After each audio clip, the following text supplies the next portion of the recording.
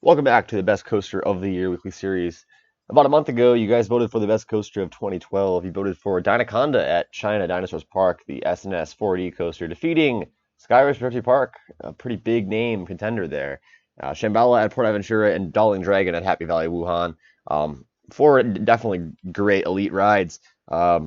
And it seems like the love for these SNS 4Ds or the Aero 4D, this model has really gone up in the past year. Like when Ijanika beat Voyage and El Choro, like that says something about the way people are starting to think. And Danaconda's, I would like to argue that it's probably the worst of them. Then again, I mean, Skyrush isn't might not necessarily be quite at the level of Voyage and El Toro, so but I don't know. I mean, that depends on the person. But yeah, Dataconda is, I believe it's the only one that's gone unchanged, like it's probably the roughest of all the SNS4Ds, as it's never had like a modification to make it smoother, or it's never changed anything. But the theming looks really cool, as you can see. There's a nice dinosaur, uh, and some cool stuff there. Skyrush Hershey Park is, I would probably say Skyrush is better because that's just a much more straightforward, really awesome ride, like textbook, insanely insane sustained ejector airtime. Um, that looks like easily a top 20 coaster in the world for me. Um, I have to get that right though. But and then Shambhala at Port Aventura, probably the best B&M hyper. Just amazing textbook B&M sustained floater airtime over there. Um, and then Darling Dragon looks like one of the best gravity groups out there with the dueling when it does duel. I don't know about.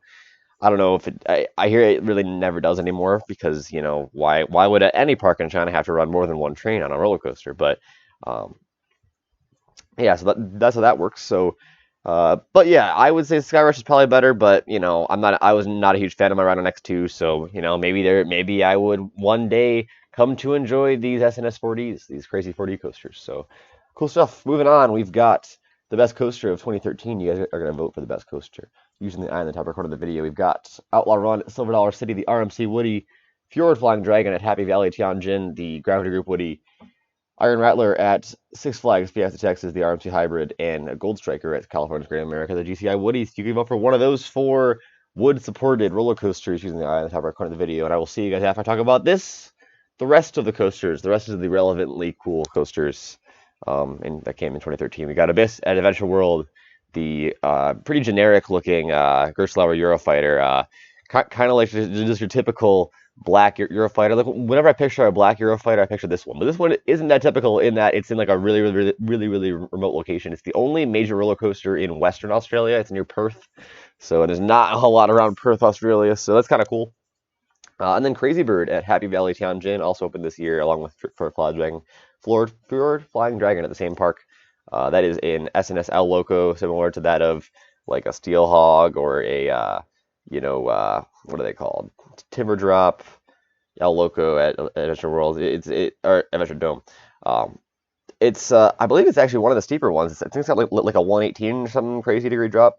Looks like a really cool ride. Very similar to that of Steel Hog. I think it's got a similar kind of layout. So that's really cool. Also, Crazy Car at Happy Valley Wuhan is a Mauer Zone or a Mauer X Car coaster. So like a what are they called? It's not. It's a launched one, so it's not like a G-Force at Drayton Manor, the one that closed or a few years ago. I think it's still saying we're not operating. But like, what's there aren't too many of them. Like Freischütz, or how you pronounce that one in Germany at Bayern Park. That's one of these kinds of coasters. So it's a cool looking ride for sure. Flying Turns at Knoebel is the only wooden bobsled coaster opened this year after like 5 years of technical difficulties. So that happened. Freedom Flyer at Fun Spot America, the very generic yellow Vekoma SFC suspended family coaster there. That is I hear it's actually a pretty fun ride. I enjoyed my ride on the larger version of that model, Dragon Roller Coaster at Energylandia. Really great ride.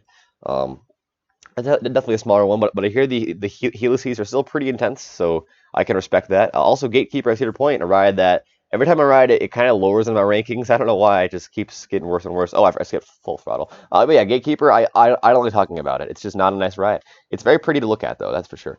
Full Throttle at Six Flags Magic Mountain. Yes, I've been on that ride as well, and it is a ride that is fun.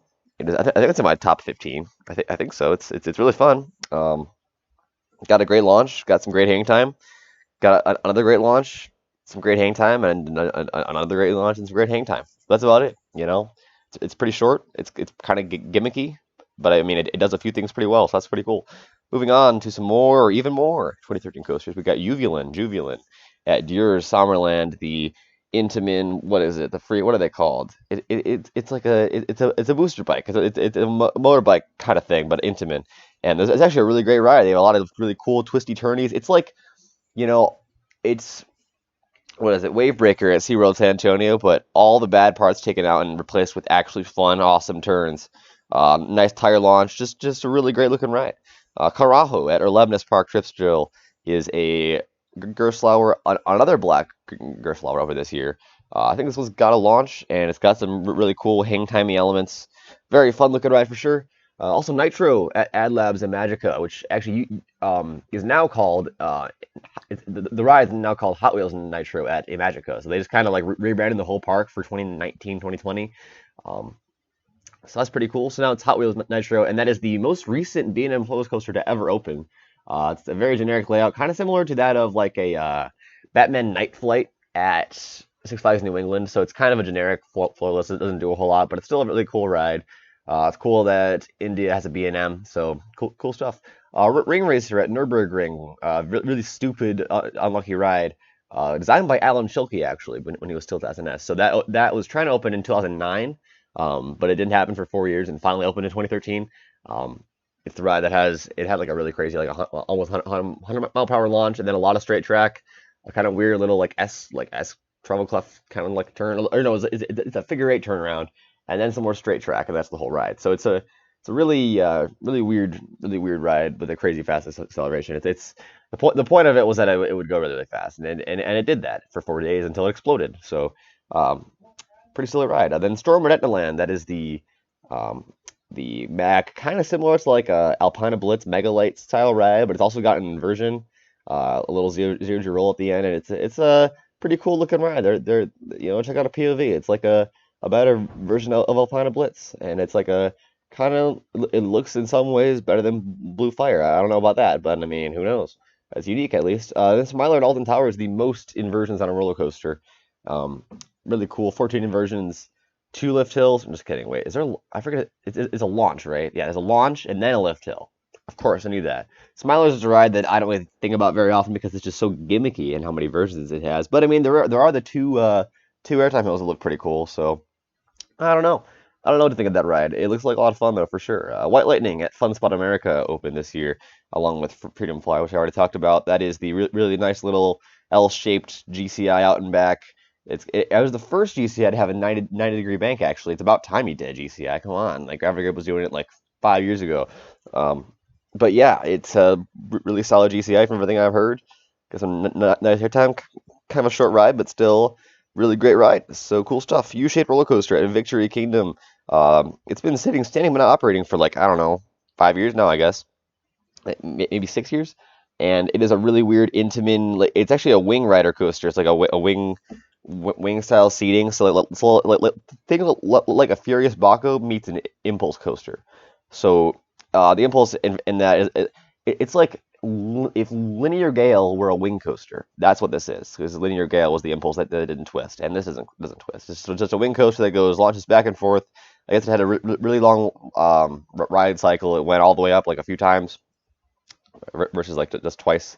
Um, and I heard it was a great ride. Yeah, you actually face the rider, so it's kind of like an Invertigo, like Vekoma Invertigo style thing where you face the people in front of you. Um, and it was a lot of fun, I heard. So that's pretty cool stuff. That's all for today. I will see you guys later. I'll try and get back in the swing of things here with videos. I know my winter break was a little crazy and I couldn't really record a whole lot. So here I am, getting back in the swing of things. I'll try and record for you guys more often. And I'll see you guys later.